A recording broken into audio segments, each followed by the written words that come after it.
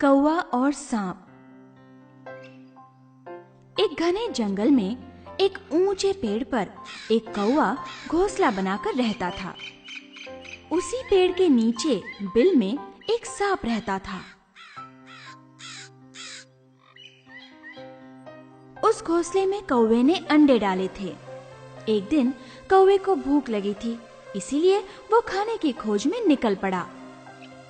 उसी समय सांप अपने बिल से निकला और धीरे से पेड़ पर चढ़ने लगा।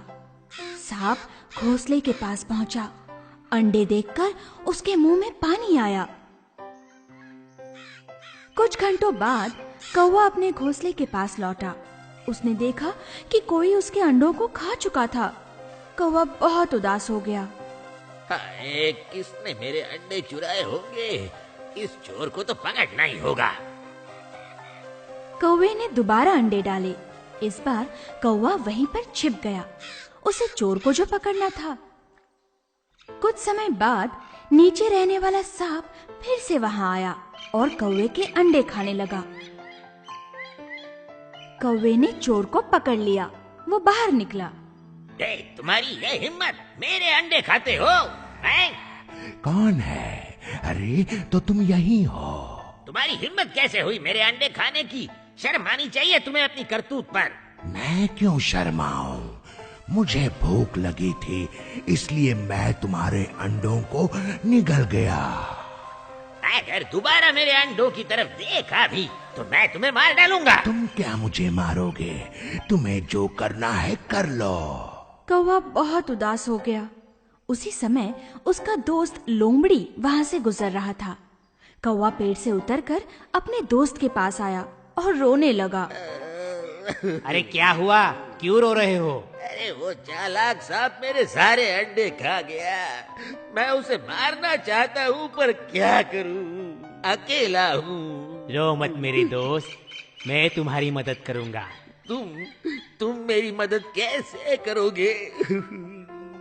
हाँ, मेरे पास एक तरकीब है। तुम रोना बंद करो, मेरी बात सुनो। ठीक है, क्या करना है?